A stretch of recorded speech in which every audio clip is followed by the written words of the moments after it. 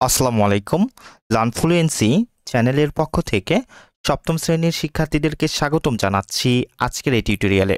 আজকে আমরা আলোচনা করব তোমাদের বাংলাদেশ ও বিশ্ব পরিচয় অর্থাৎ সমাজ বইয়ের নবম অধ্যায়ের পার্ট 1 এবং পার্ট 2 এ তোমাদেরকে যে কাজগুলি দেওয়া হয়েছে। তো দেখো, পার্ট 1 থেকে তোমাদেরকে এখানে দুটি কাজ দেওয়া হয়েছে এবং পার্ট 2 থেকে তোমাদেরকে এখানে দুটি কাজ দেওয়া হয়েছে, তাই না? তো চলো এই ক্লাসে আমরা এই কাজগুলির উত্তর দেখে ফেলবো। তো সর্বপ্রথম দেখো, পার্ট 1 থেকে তোমাদেরকে এখানে প্রথমে যে কাজটি দেওয়া হয়েছে, শুরু করছি পরম করুণাময় মহান আল্লাহ তাআলার নামে।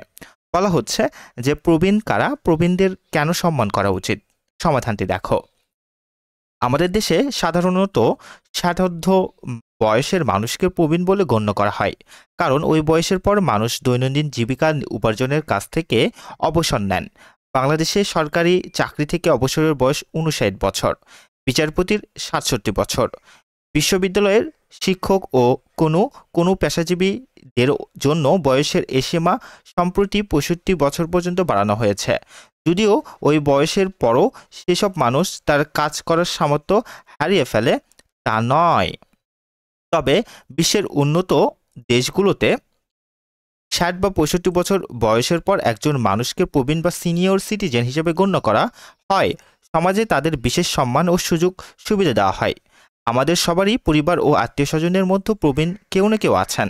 পাড়া প্রতিবেশীদের মধ্যে কিংবা রাভাই বেরুলেও, আচ্ছা এখানে একটু বানানটা ঠিক করে নিও, রাস্তায় বেরুলেও আমরা অনেক প্রবীণ লোককে দেখতে পাই। চলাফেরায়, রাস্তা পার হতে, যানবাহনে উঠতে তাদের অসুবিধাগুলো আমরা নিশ্চয়ই বুঝতে পারি। এ প্রবীণরা সবসময় প্রবীণ ছিলেন না। একসময় তারা পরিবার ও সমাজের জন্য অনেক কিছু করেছেন। আজ বৃদ্ধ বয়সে তাদের প্রতিও সমাজের কিছু দায়িত্ব বা কর্তব্য রয়েছে। এ প্রসঙ্গে আমরাও যে একদিন বৃদ্ধ হব সে কথাটাও আমাদের মনে রাখা দরকার। আচ্ছা, তারা অন্য যে কোনো বয়সের মানুষের মতোই সমাজে মূল্যবান মানব সম্পদ। অন্যান্য নাগরিক অধিকারের পাশাপাশি সমাজে প্রবীণদের জন্য কিছু বিশেষ অধিকার থাকে। অতএব বলা যায় প্রবীণরা হচ্ছে একটি দেশের সম্পদ স্বরূপ। আমাদের সকলেরই প্রবীণদের সম্মান করা উচিত। তাই পরিবার ও সমাজে তাদের অপ্রয়োজনীয় বা বোঝা হিসেবে গণ্য করার মানসিকতা পাল্টে সম্মান করতে হবে। এরপর তোমাদেরকে কাজ 2 এ কি বলছে দেখো। কাজ 2 এ বলা হচ্ছে, তোমার পরিবার বা আত্মীয় স্বজনদের মধ্যে প্রবীণরা পরিচর্যা সংশ্লিষ্ট কোন অধিকারগুলো ভোগ করে নিজ অভিজ্ঞতার আলোকে চিহ্নিত করো। সমাধান দেখো। নিজ অভিজ্ঞতার আলোকে বলতে পারি, আমাদের পরিবারে প্রবীণরা কিছু গুরুত্বপূর্ণ অধিকার ভোগ করে থাকেন, যা তাদের সম্মানজনক, নিরাপদ ও যত্নপূর্ণ জীবন নিশ্চিত করতে সাহায্য করে। নিচে সেই অধিকারগুলো উল্লেখ করা হলো। আচ্ছা, তো দেখো, প্রবীণদের ভোগ করা অধিকারসমূহ নিজ অভিজ্ঞতার আলোকে। 1 নাম্বার, সম্মানের অধিকার। পরিবারের প্রবীণ সদস্যদের প্রতি সকলেই শ্রদ্ধাশীল। তাদের মতামতকে গুরুত্ব দেওয়া হয় এবং গুরুত্বপূর্ণ পারিবারিক সিদ্ধান্তে তাদের পরামর্শ নেওয়া হয়। 2, চিকিৎসা ও স্বাস্থ্যসেবার অধিকার।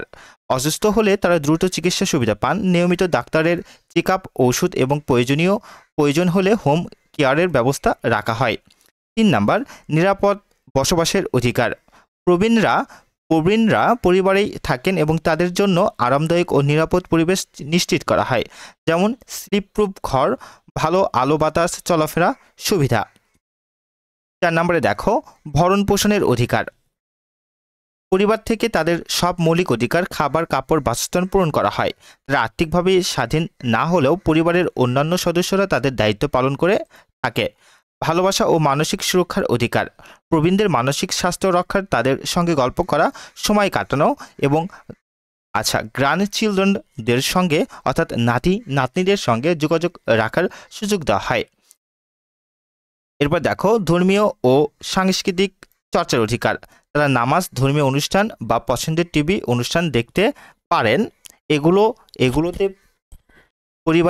পরিবার বাধা দেয় না, বরং সহায়তা করে।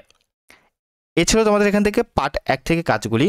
এরপর আমরা পার্ট 2 থেকে যে কাজগুলি রয়েছে আমরা সেগুলো দেখব। তো দেখো, পার্ট 2, প্রবীণদের সমস্যা। এখান থেকে তোমাদেরকে যে কাজটি দেওয়া হয়েছে দেখো, বলা হচ্ছে যে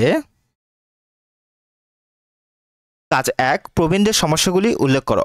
আচ্ছা, সমাধানটি দেখো। আমাদের সমাজে প্রবীণরা নানা সমস্যার সম্মুখীন হয়ে থাকেন। প্রবীণদের সাধারণত যেসব সমস্যার মোকাবিলা করতে হয় সেগুলো হলো: 1 পারিবারিক, 2 অর্থনৈতিক, 3 শারীরিক, 4 সামাজিক সাংস্কৃতিক ও 5 মনস্তাত্ত্বিক। এই ছিল এখান থেকে কাজ 1-এর উত্তরটি। এরপর কাজ 2 থেকে তোমাদের যে প্রশ্ন করা হয়েছে, বলা হচ্ছে যে তোমার পরিচিত কোনো প্রবীণ ব্যক্তি যেসব সমস্যার সম্মুখীন হন তার বিবরণ দাও। সমাধান দেখো। আমাদের এলাকায় একজন প্রবীণ লোক নৌশের গাজী। তার 3 ছেলে ও 1 মেয়ে। বড় 2 ছেলে ঢাকায় স্ত্রী সন্তানদের নিয়ে বসবাস করে। ছোট মেয়ের বিয়ে দিয়েছে। ছোট ছেলে ও তার স্ত্রীর সঙ্গে নৌশের গাজী গ্রামে থাকেন। ইদানিং নৌশের গাজী নানাবিধ রোগে আক্রান্ত হয়েছেন। তার সমস্যাগুলো নিচে তুলে ধরা হলো। 1 নম্বর দেখো, পারিবারিক সমস্যা। নৌশের গাজী দুর্বল ও বয়োবৃদ্ধ হওয়ায় তার ছেলের বউ তাকে পরিবারের বোঝা হিসেবে মনে করেন। তার পেছনে ডাক্তার ও ওষুধ বাবদ অর্থ ব্যয়কে অতিরিক্ত খরচ হিসেবে গণ্য করে।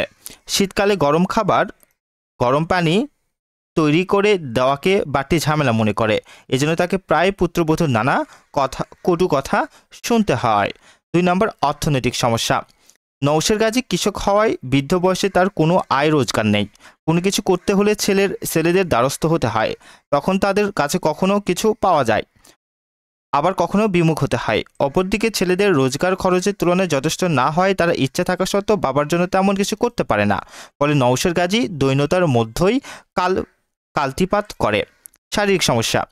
নৌশের গাজীর মাঝে ইদানিং নানা রোগ বাসা বেঁধেছে। তন্মধ্যে অ্যাজমা বা শ্বাসকষ্ট অন্যতম। এই চিকিৎসার জন্য প্রয়োজনীয় অর্থ না থাকার কারণে সরকারি হাসপাতালে দ্বারস্থ হতে হয়। সেখানেও যথাযথ সেবা হতে তিনি বঞ্চিত হন।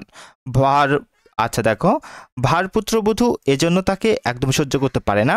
আচ্ছা, এখানে তাই লিখো তোমরা, তাই পুত্রবধূ এজন্য তাকে একদম সহ্য করতে পারে না।